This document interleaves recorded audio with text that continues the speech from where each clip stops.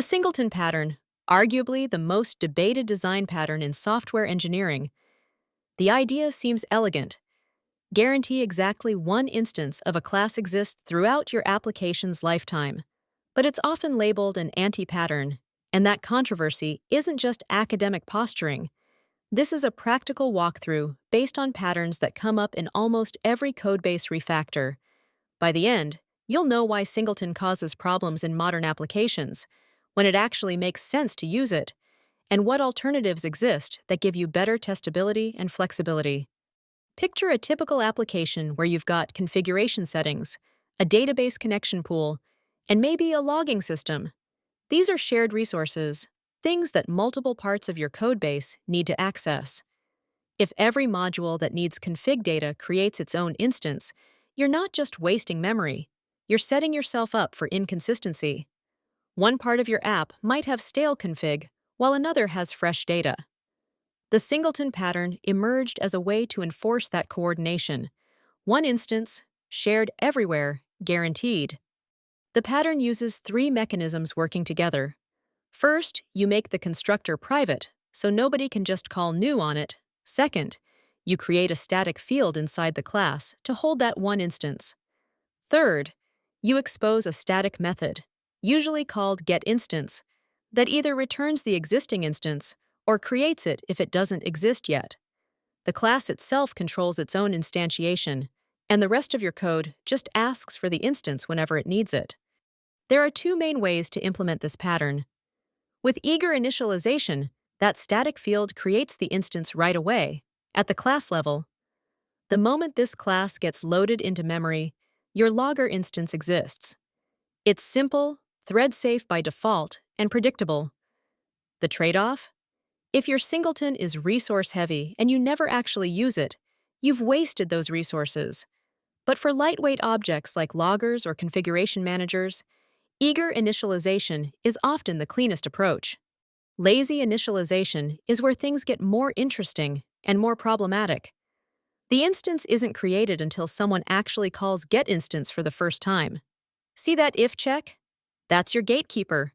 This is perfect for expensive resources like database pools. Why spin up a connection pool if your app never needs it? The catch? This code isn't thread-safe.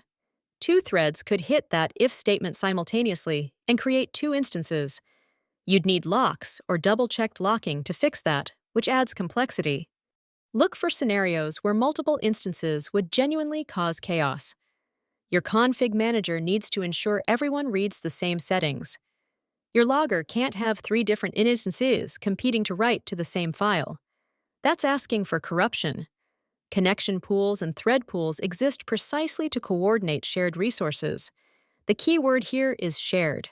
If you're just trying to avoid passing parameters around, that's laziness, not architecture. Use singletons sparingly, and only when the alternative would break something important. Let's be brutally honest about when singletons make sense.